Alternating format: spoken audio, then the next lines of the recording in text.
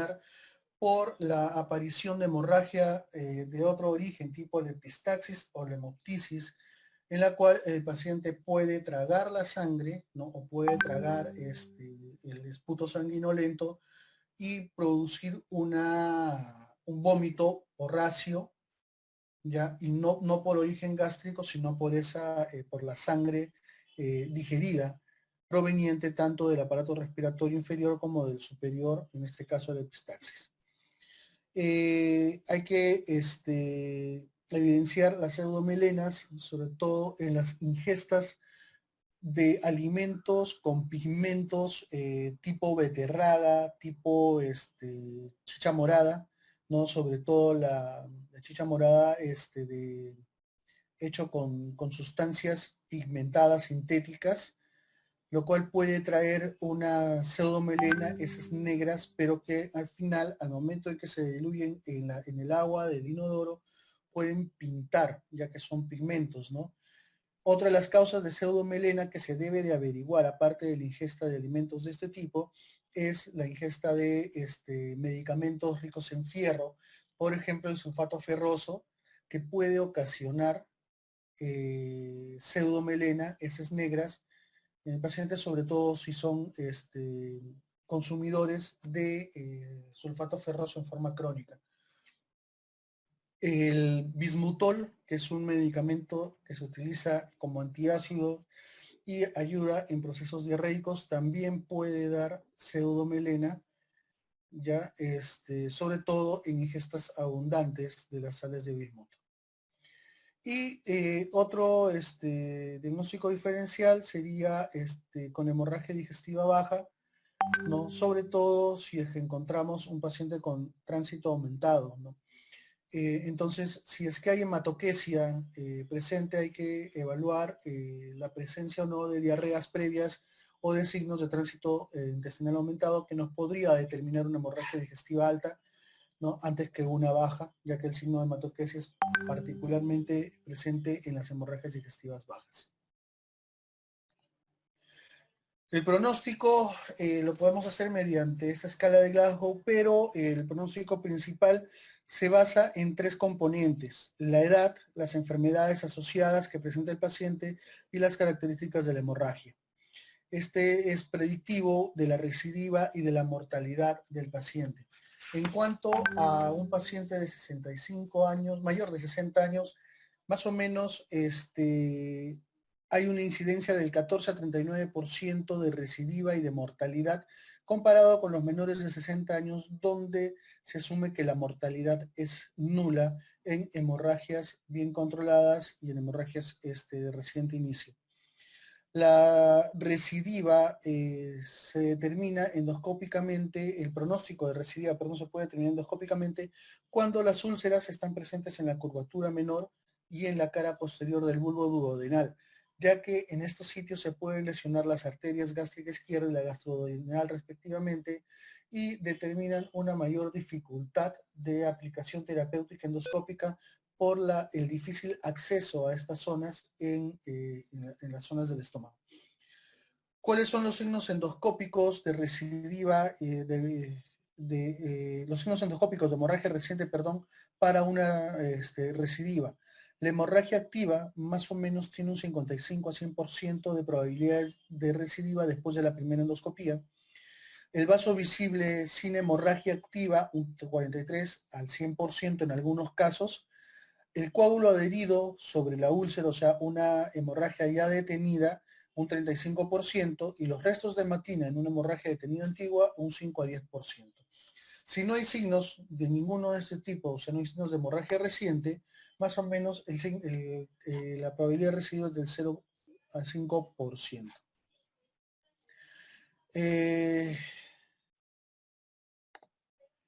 El tratamiento tenemos que dividirlo en dos: el tratamiento de las medidas generales y el tratamiento específico. Las medidas generales son la reposición de volumen perdido, haya o no exista shock, y la reanimación si es que hubiera shock ya hipovolémico presente, ¿no? Mediante líquidos o mediante vasopresores en el caso de necesitarlo. La colocación de sonda nasogástrica es importante, sobre todo en pacientes que tengan signos endoscópicos graves o signos endoscópicos de por ave recidiva, por ejemplo, en pacientes con hemorragia activa o vasos visibles sin hemorragia. El paciente debe ser dejado en NPO, sobre todo si la hemorragia es activa, y si es que hay hemorragia ya con signos de hematina o no hemorragia no activa, el inicio de la vía oral debe ser pronto para evitar deterioro del paciente. El tratamiento específico en sí es la endoscopía terapéutica, de la que vamos a hablar posteriormente cuando hablemos de úlcera péptica, y la cirugía. Hay indicaciones especiales para la cirugía, que es una hemorragia masiva con shock refractario sin opción de endoscopía, pacientes que llegan y sangran masivamente y no se les puede estabilizar hemodinámicamente, lo cual no va a permitir una endoscopía digestiva alta y el tratamiento endoscópico deben de pasar inmediatamente a cirugía. Cuando hay, luego de 2 intentos de endoscopía terapéutica, tanto por inyección, sustancias vasopresoras o de repente el argón plasma que está muy en boga ahora o la ligadura de un vaso visible, no hay una buena respuesta a este tratamiento, debe pasar el paciente a cirugía o cuando hay una recidiva importante de una hemorragia masiva, ¿no? En una segunda hemorragia masiva. Vamos primero hablando del tratamiento de la úlcera péptica. El tratamiento endoscópico es el gold estándar para el tratamiento de la úlcera péptica, ya que disminuye las recidivas y la necesidad de cirugía más o menos en un 15 a 20% de los casos.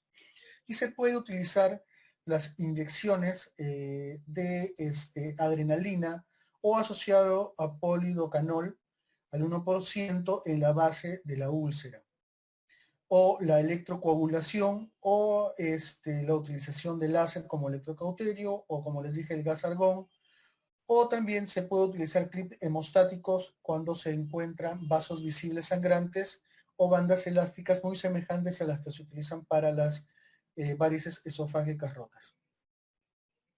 Lo que se utiliza como coadyuvante y se recomienda utilizar los 2 tipos de tratamiento, ya que sumados potencian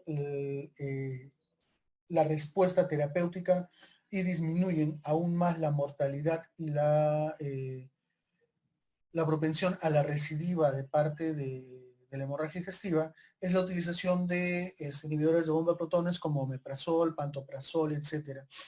Uno de los más usados y el que más se encuentra es el omeprazol, el cual se tiene que utilizar 80 miligramos endovenoso en bolo y luego se puede utilizar en perfusión continua a 8 miligramos por hora, más o menos entre 3 a 5 días.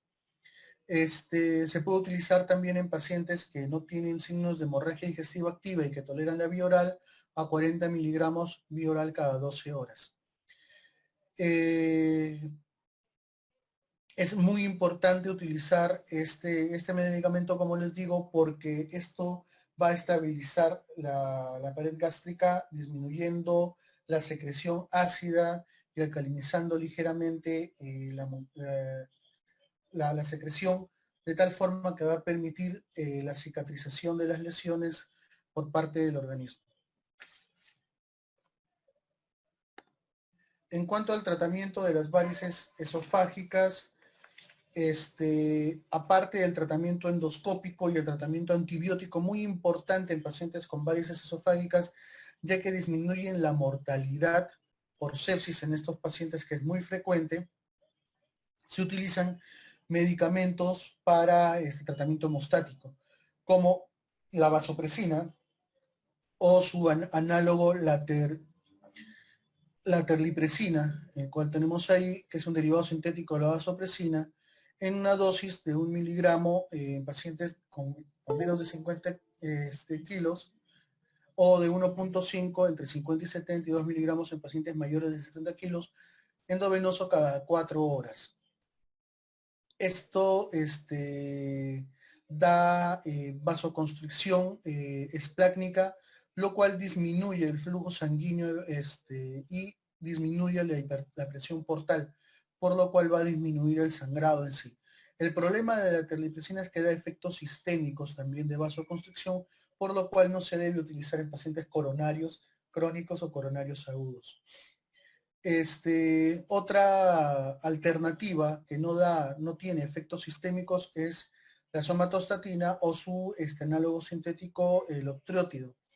La somatostatina es, al igual que la terlipricina o la vasopresina, disminuye el flujo sanguíneo y la presión portal, pero como les digo, no tiene efectos sistémicos, entonces es más seguro darle en pacientes coronarios. La perfusión de somatostatina es de 250 microgramos por hora a 500 microgramos por hora entre 2 a 5 días, precedido de una dosis en bolo de 250 microgramos endovenoso. Tiene un efecto de un control de la hemorragia en el 75-90% de los casos en las primeras horas. Y se puede utilizar, porque este fármaco, la somatostatina, puede dar emesis, la metoclopramida como antiemético. En cuanto al octrótide, la dosis es de 50 microgramos por hora endovenoso en infusión continua. El tratamiento endoscópico para los pacientes con varices esofágicas se puede utilizar por bandas elásticas o escleroterapia endoscópica, que en manos expertas puede dar un 80-90% de eficacia. Otro tratamiento de inicio para las varices esofágicas es la hemostasia primaria, ¿no? Con presión externa, por la cual se utiliza la sonda de Stackenblackmore, ¿ya? Y es efectiva en un 70-90% de los casos de detención de hemorragia, pero esto puede recidivar al momento en que nosotros retiremos la sonda Stacken, que no debe estar no debe mantenerse activa más de 24 horas porque puede producir necrosis esofágica severa. Entonces, al momento de retirarla, esta hemorragia, estas varices pueden volver a sangrar, pueden recidivar, por lo cual solamente nos va a seguir como tratamiento hemostático momentáneo hasta poder hacer un control hemorrágico, sea por endoscopía o el medicamento, la somatostatina o la terlipricina, actúen en el organismo produciendo la disminución de la presión portal y disminuyendo el sangrado varicial.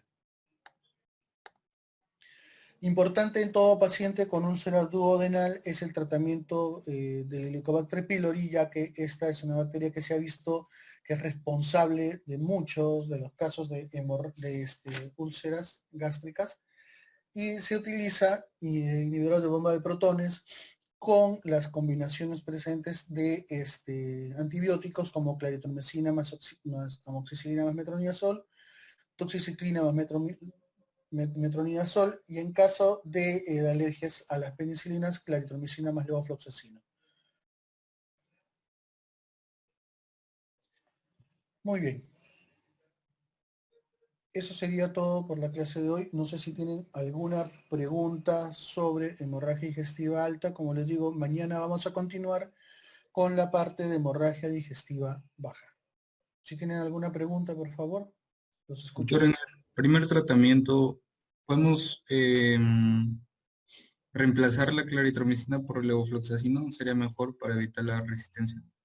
Claro, sí, sí se puede. Normalmente, por ejemplo, podrías utilizar el subcitrato de bismuto más levofloxacino, ¿no? Para poder disminuir eso. Hay packs ya estipulados para tratamiento de erradicación de Helicobacter pylori que muchos laboratorios están presentando en forma de paquetes ya con las dosis eh, cuantificadas, y lo bueno es de que han disminuido las dosis porque cuando se comenzó a descubrir el tratamiento del Helicobacter pylori, pues eran dosis demasiado altas y sí se veía bastante resistencia y se tenían que hacer cambios constantes de combinaciones de antibióticos para poder disminuir esto, ya que la recidiva del Helicobacter pylori, o sea, el hecho de utilizar un pack de antibióticos nos puede curar en el momento, pero puede recidivar el Helicobacter pylori, o sea, es como cualquier tipo de infección. Y se ha visto pues que el Helicobacter pylori es una bacteria presente en el agua potable, ¿no? Que puede estar en los caños, ¿ya? Y que nosotros podemos consumir en cualquier momento, ¿no? Que puede ser a propósito o de repente puede ser sin quererlo, por ejemplo, en el lavado de dientes, etcétera, ¿ya? Y volvernos a infectar. Entonces, por eso ahora se utilizan dosis bajas y se utilizan monodosis también para disminuir ese riesgo que dice su compañero de resistencia antimicrobiana. Doctor, gracias. Listo. Muy bien, Pierre. ¿Alguna otra consulta?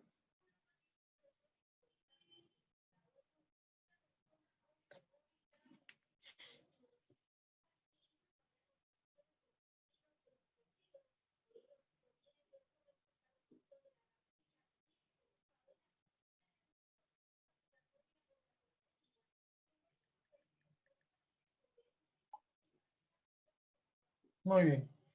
Entonces, gracias por su atención. Nos vemos mañana a las 12:30 para la segunda parte de hemorragia digestiva baja. Gracias. Hasta mañana. Cuídense mucho. Gracias, doctor. Hasta luego.